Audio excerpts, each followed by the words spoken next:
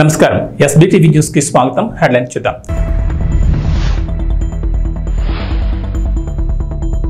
Telangana super game changer regional ring road 2 భాగాలుగా project. కేంద్ర ప్రభుత్వం కీలక అప్డేట్.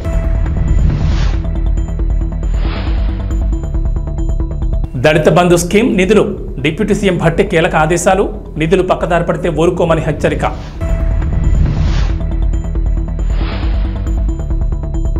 రేపు కలెక్టర్లతో సదస్సు. సీఎం చంద్రబాబు కీలక నిర్ణయం. తెలంగాణను వేడని వానలు. ఈరోజు పలు జిల్లాల్లో వర్షాలు. Telangana super game changer regional ring road project అని ప్రభుత్వ పెద్దలు చెప్తున్నారు. ప్రస్తుతం ఉన్న outer ring road game changer అయితే సగం తెలంగాణను అభివృద్ధి చేసే regional ring road super game changer అని అంటున్నారు. 2 భాగాలుగా ఈ ప్రాజెక్టును పట్టాలెక్కిస్తున్నారు. ఉత్తర భాగానికి ఇప్పటికే జాతీయ నెంబర్ను కేటాయించారు. మొత్తం 350 కిలోమీటర్ల మేర నిర్మించి తలపెట్టిన ఈ ప్రాజెక్టు ఉత్తర భాగం 161.59 కిలోమీటర్లు నిర్మించనున్నారు. రెండో దశలో దక్షిణ భాగం రహదారిని 189.20 కిలోమీటర్ల మేర నిర్మించనున్నారు. అయితే RRR నిర్మాణం కోసం త్రైపాక్షిక ఒప్పంద పత్రాల రూపకల్పన కసరత్తు తాజాగా మొదలైంది. గతంలో ఉత్తర భాగం కోసం త్రైపాక్షిక ఒప్పందాన్ని అధికారులు సిద్ధం చేశారు. అయితే తాజా పరిణామాల నేపథ్యంలో ఉత్తర దక్షిణ భాగాలు కలిపి ఒకే ఒప్పందం చేసుకునేందుకు వీలుగా కేంద్ర రహదారుల శాఖ అధికారులు సమాయత్తమవుతున్నారు. 2 భాగాలకు కలిపి ఒప్పంద పత్రాలను రూపొందించే క్రమంలో రెండో భాగమైన దక్షిణ భాగంపై క్షేత్రస్థాయి పరిశీలన చేయాలని కేంద్ర మంత్రిత్వ శాఖ తెలంగాణలోని జాతీయ రహదారుల సంస్థ అధికారులను కోరినట్లు తెలిసింది. గతంతో పోలిస్తే దక్షిణ భాగం విస్తీర్ణం కాస్త పెరిగింది. అయితే ఈ మార్గానికి అధికారికంగా అలైన్మెంట్ ఇంకా ఖరారు చేయలేదు.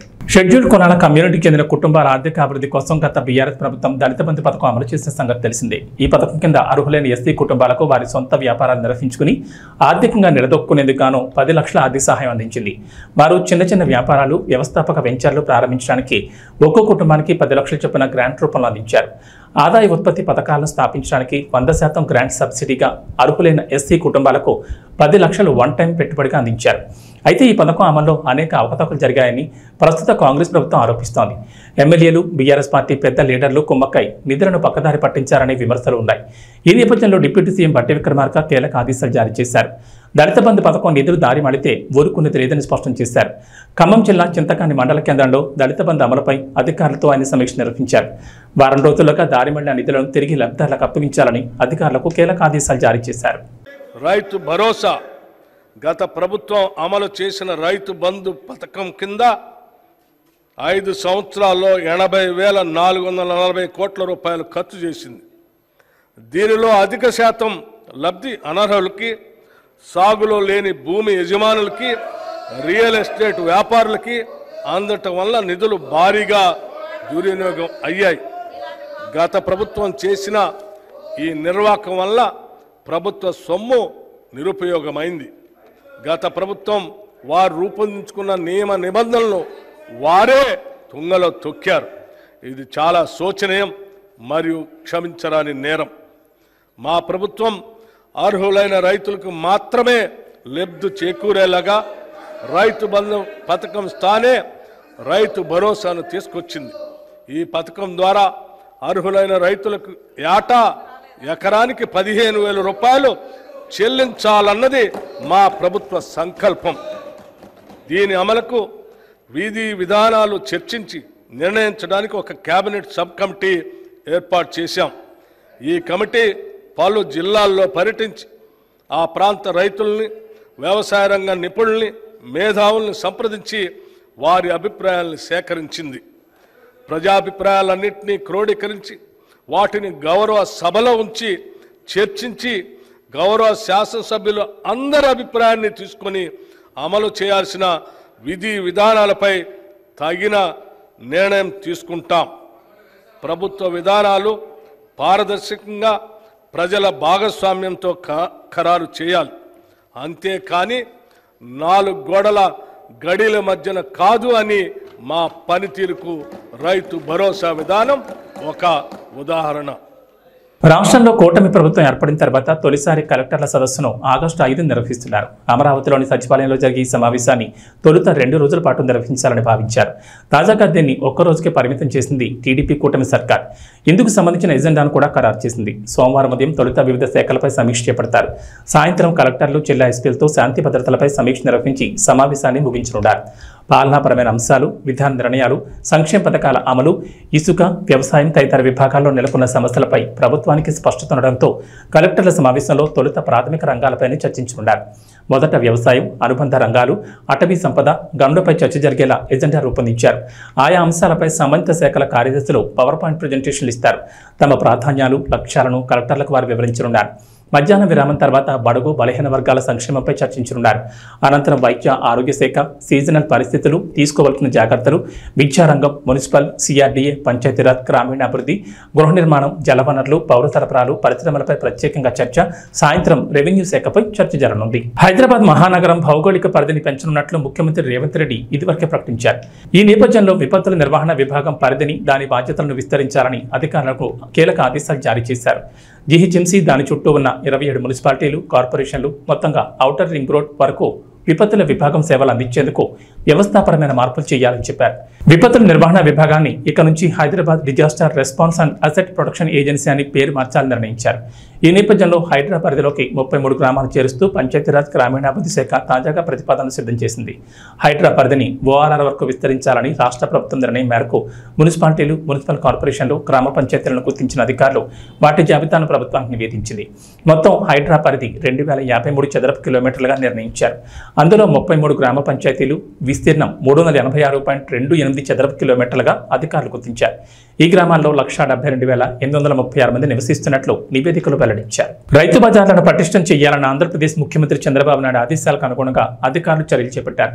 త్వరలోనే రాష్ట్ర వ్యాప్తంగా మొత్తం 100 మొబైల్ రైతు బజార్లను ఏర్పాటు చేయనున్నారు. వీటిని రాష్ట్రంలోని ప్రధాన నగరాల్లో ప్రారంభిస్తున్నట్లు ఏపీ రైతు బజార్ల సీఈఓ శేఖర్ బాబు శనివారం వెల్లడించారు. విశాఖపట్నం, రాజమండ్రి, విజయవాడ, తిరుపతి, కర్నూలు వంటి నగరాల్లో అపార్ట్మెంట్లు, గేటెడ్ కమ్యూనిటీ, శివారు కాలనీలో ఉండే ప్రజలకు ఈ రైతు బజార్ సేవలను అందుబాటులో తీసుకెళ్లాలని ప్రతిపాదించారు. ప్రస్తుతం మొబైల్ రైతు బజార్లు గుంటూరు, విజయవాడలో కేవలం 16 మాత్రమే ఉన్నాయి. మరో 100 మొబైల్ రైతు బజార్లను ప్రారంభిస్తామని ఆయన చెప్పారు. మరోవైపు రాష్ట్ర వ్యాప్తంగా ప్రస్తుతం 111 రైతు బజార్లు ఉండగా సాలూరు, అనపర్తి, అంగర, రాయవరం, బాపట్ల, వేంపల్లి, ప్రొద్దుటూరు, పత్తికొండ, ఆళ్లగడ్డ, పెలుగోడు, ఆత్మకూరు, మదనపల్లిలో కొత్తగా ప్రారంభం కానున్నాయి. వీటి నిర్మాణం పూర్తయిందని, త్వరలో ప్రారంభించనున్నామని శేఖర్ బాబు తెలిపారు. అలాగే ప్రతి మున్సిపల్ కేంద్రంలో రైతు బజార్ ఏర్పాటుకు ప్రతిపాదన ఉందని చెప్పారు. కానీ ప్రస్తుతం 98 మున్సిపాలిటీల్లోని 74 చోట్లే రైతు బజార్లు ఉన్నాయని వివరించారు. స్వాతంత్ర దినోత్సవం సందర్భంగా ఏపీ ప్రజలకు ప్రభుత్వం 3 శుభవార్తలు చెప్పనున్నట్లు తెలుస్తోంది. ఎన్నికల ప్రచారంలో భాగంగా సూపర్ 6 పేరిట 6 హామీలు ఇచ్చిన టీడీపీ కూటమి అధికారంలోకి వచ్చిన తర్వాత వాటి అమలుపై ఫోకస్ పెట్టింది. ఈ క్రమంలోనే ఆగస్టు 15 నుంచి 3 పథకాలను ఏపీ ప్రభుత్వం అమలు చేయనున్నట్లు ప్రచారం జరుగుతోంది. మహిళలకు ఉచిత బస్సు ప్రయాణం, తల్లికి వందనం పథకం, అన్నా క్యాంటీన్లను ఆగస్టు 15 నుంచి ప్రారంభించనున్నట్లు తెలుస్తోంది. అయితే అన్నా క్యాంటీన్ల ఏర్పాటుపై ఇప్పటికే స్పష్టత ఉంది. ఆగస్టు 15 నుంచి 100 అన్నా క్యాంటీన్లు ప్రారంభిస్తామని ఏపీ ప్రభుత్వం ఇప్పటికే ప్రకటించింది. ఈ క్రమంలోనే ఏర్పాట్లు కూడా జరుగుతున్నాయి. ఇక వీటితో పాటుగా తల్లికి వందనం, ఆర్టీసీ బస్సుల్లో మహిళలకు ఉచిత ప్రయాణం హామీలను కూడా అమలు చేస్తారంటూ వార్తలు వస్తున్నాయి. గత కొన్ని రోజులుగా వివిధ శాఖలపై వరుసగా సమీక్షలు జరుపుతున్న ఏపీ సీఎం చంద్రబాబు నాయుడు ఈ పథకాల అమలుపైన దృష్టి పెట్టినట్టు తెలుస్తోంది. మహిళలకు ఉచిత బస్సు ప్రయాణం హామీ అమలుపై ఇప్పటికే ఎంత ఖర్చు అవుతుందనే దానిపై అధికారులు లెక్కలు తయారు చేశారు. ప్రతి నెల 250 కోట్ల వరకు భారం పడొచ్చని అంచనాకొచ్చారు. ఇక పథకం అమలు చేసేందుకు పొరుగున ఉన్న కర్ణాటక, తెలంగాణ రాష్ట్రాల్లో అమలవుతున్న విధానాలను ప్రభుత్వం పరిశీలించనుంది. కాళహస్తిలోని ప్రభుత్వ ఆదేశాల మేరకు తల్లిపాల వారోత్సవాలను శ్రీకాళహస్తిలోని ఏరియా ఆసుపత్రి సూపరింటెండెంట్ విజయలక్ష్మి ఆధ్వర్యంలో ఏరియా ఆసుపత్రి నందు ఆసుపత్రి డాక్టర్లు తల్లిపాల యొక్క ప్రాముఖ్యతను, తల్లిపాలు బిడ్డకు రోగనిరోధక శక్తిని ఏ విధంగా కలిగిస్తుందో తెలియజేస్తూ గర్భిణులకు మరియు బాలింతలకు అవగాహన కార్యక్రమం నిర్వహించారు. ఈ కార్యక్రమంలో రోటరీ క్లబ్ ప్రెసిడెంట్ శైలజ మరియు సభ్యులు పాల్గొని గర్భిణులకు మరియు బాలింతలకు బ్రెడ్లు, పండ్లు, పాలు, చిన్నారులకు బట్టలు పంపిణీ చేశారు. రోటరీ క్లబ్ సభ్యులు మాట్లాడుతూ రోటరీ క్లబ్ సేవా కార్యక్రమాల్లో భాగంగా ప్రభుత్వం నిర్వహిస్తున్న తల్లిపాల వారోత్సవాలు పురస్కరించుకుని శ్రీకాళహస్తిలోని ప్రభుత్వ ఆసుపత్రి నందు గర్భిణులకు మరియు బాలింతలకు తమ వంతు సహాయంగా పాలు, పండ్లు, బ్రెడ్లు, చిన్నారులకు బట్టలు పంపిణీ చేశామని, తల్లిపాల యొక్క ఆవశ్యకత, తల్లిపాలు బిడ్డకు పట్టిస్తే ఎటువంటి లాభాలు చేకూరుతాయో తల్లులకు అవగాహన కల్పించామని తెలిపారు.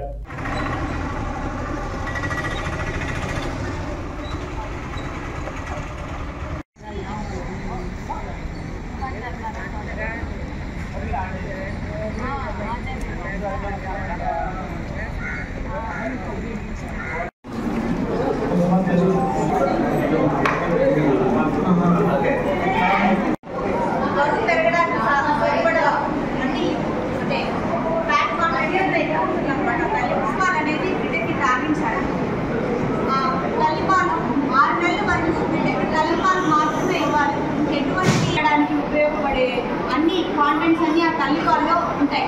సో వైద్యం అంటాం కదా, వెండి కారము, వస, గ్రేప్ వాటర్ ఇలాంటి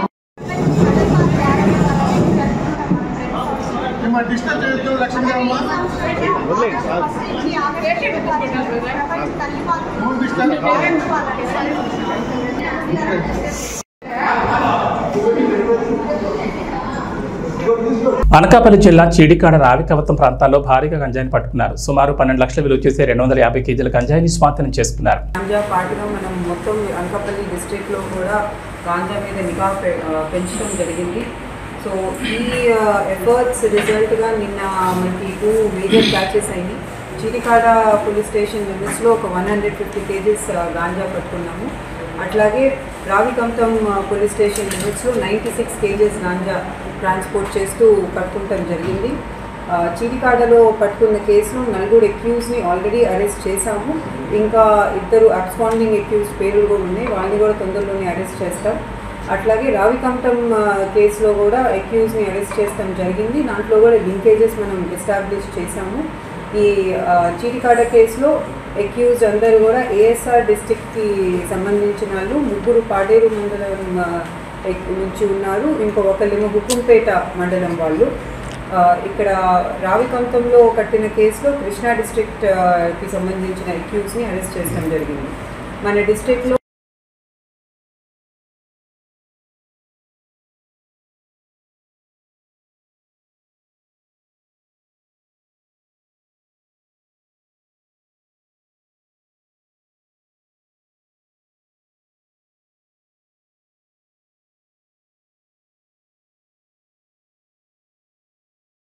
రాష్ట్రమంతా జలకళతో వెలుగోడు బ్యాలెన్సింగ్ రిజర్వాయర్ నుంచి మద్రాస్ కాలువకు నీటిని విడుదల చేసి ఒక గేటు ద్వారా మద్రాస్ కాలువకు 1000 క్యూసెక్ల నీటిని ఎమ్మెల్యే బుడ్డ రాజశేఖర రెడ్డి విడుదల చేశారు.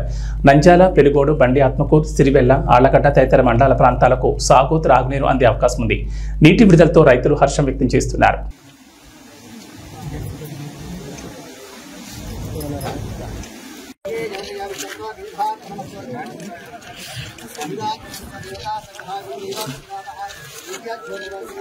పక్కకు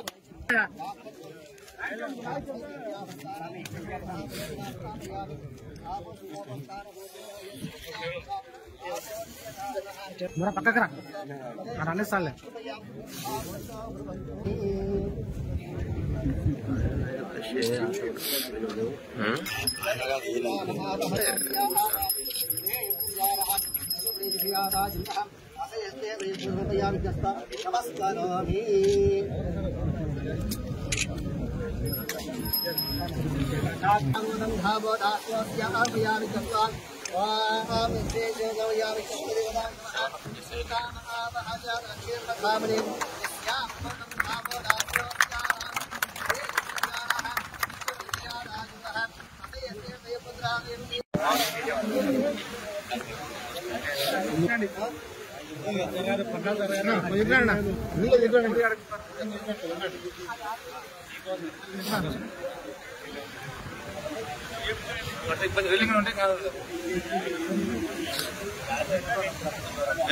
ముందర వాడుకో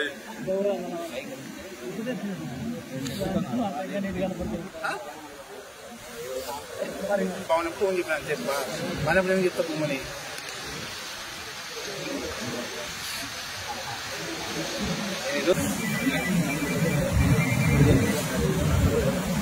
అప్పుడే చెప్పింది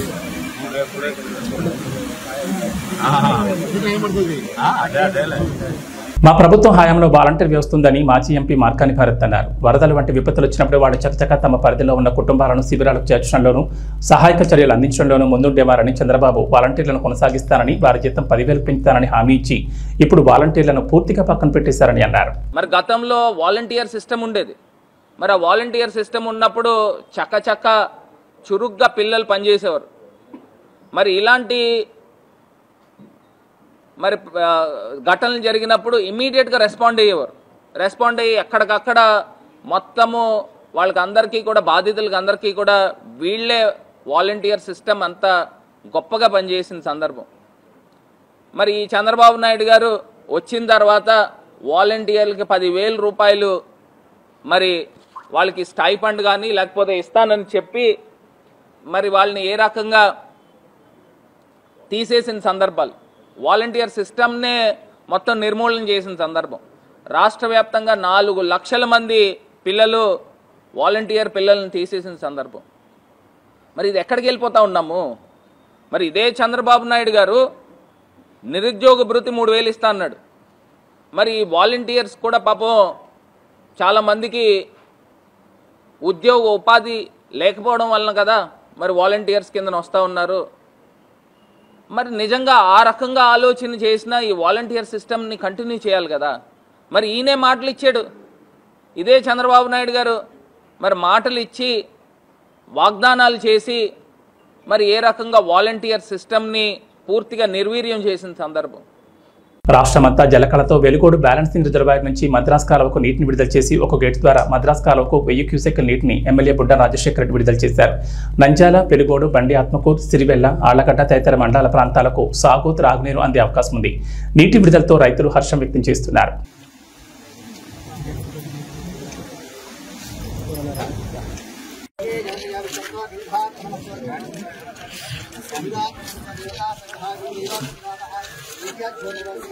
పక్కకు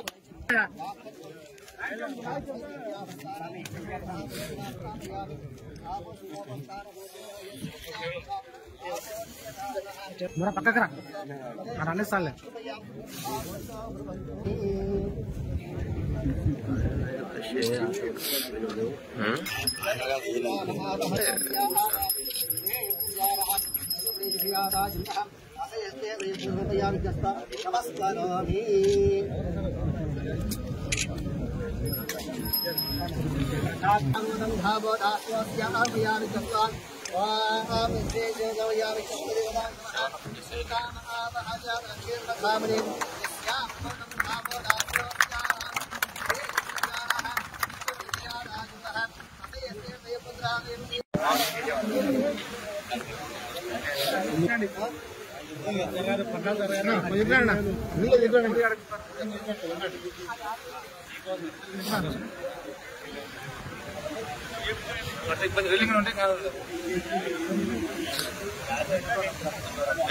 ముందర ఆడుకో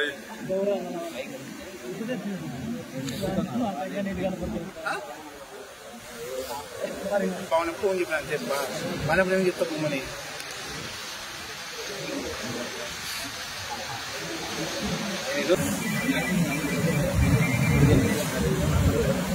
ఒకటే చెప్పింది అదే టాలీవుడ్ లో ది బెస్ట్ డాన్సర్ ఎవరు అంటే రామ్ చరణ్, జూనియర్ ఎన్టీఆర్, అల్లు అర్జున్ అంటూ చాలా మంది ఆన్సర్ ఇస్తారు. కానీ గ్రేస్లో స్టైల్లో మాత్రం ఆల్ టైమ్ గ్రేటెస్ట్ ఎవరు అంటే మెగాస్టార్ చిరంజీవి అని చెప్పక తప్పదు. ఎందుకంటే చిరు అలా స్టెప్ వేస్తే ఫ్యాన్స్కి ఇలా పూనకాలు రాక తప్పదు.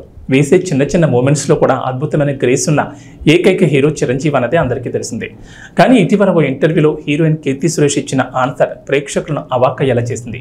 మీ ఫేవరెట్ డాన్సర్ ఎవరు, చిరంజీవి లేదా తలపతి విజయ్ అని యాంకర్ అడిగిన ప్రశ్నకు విజయ్ అంటూ కీర్తి సురేష్ సమాధానమిచ్చింది. దీంతో మెగా ఫ్యాన్స్ సహా తెలుగు ఆడియన్స్ కీర్తి సురేష్ను ఓ రేంజ్లో ట్రోల్ చేశారు. ఇక తాజాగా విజయ్ ది గోట్ సినిమాలో స్పార్క్ సాంగ్ను రిలీజ్ చేయగా ఇందులో తలపతి స్టెప్పులు చూసి మెగా ఫ్యాన్స్ తెగ నవ్వుకుంటున్నారు. ఈ పాట రిలీజ్ అయ్యాక కీర్తి సురేష్ విజయ్ని కలిపి తెగ ట్రోల్ చేస్తున్నారు. నిజానికి విజయ్ మంచి డాన్సరే, కానీ చిరంజీవి కంటే మంచి డాన్సర్ అన్నది మాత్రమే ఇక్కడ సమస్య. ఎందుకంటే తలపతి స్టెప్పులను తమిళ తంబీలు తెగ ఎంజాయ్ చేస్తారు, అది వేరే విషయం, వాళ్ళ ఇష్టం. కానీ కీర్తి సురేష్ తెలుగులో కూడా క్రేజులు నటి కావడంతో ఆమె చెప్పిన ఆన్సర్ మన వాళ్ళకి అస్సలు నచ్చలేదు. ఇక గోడ్ సినిమాలో స్పార్క్ పాటకి విజయ్ వేసిన డాన్స్ ఆయన ఫ్యాన్స్కే చాలా మందికి నచ్చలేదు. కావాలని విజయ్ని ట్రోల్ చేయడానికి ఇలాంటి స్టెప్పులు కంపోజ్ చేశారేమో అంటూ మెగా ఫ్యాన్స్ సెటైర్లు వేస్తున్నారు. వీటిని డిఫెండ్ చేసుకోవడానికి కూడా విజయ్ అభిమానులకు కుదరడం లేదు. ఎందుకంటే తాజా సాంగ్లో విజయ్ స్టెప్పులు అలా ఉన్నాయంటూ మెగా ఫ్యాన్స్ అంటున్నారు. తెలంగాణలో నేడు కూడా వర్షాలు కురిసే ఛాన్స్ ఉందని హైదరాబాద్ వాతావరణ కేంద్రం అధికారులు వెల్లడించారు. అల్పపీడన ప్రభావంతో రాష్ట్రంలోని పలు జిల్లాల్లో నేడు వర్షాలు కురుస్తాయన్నారు.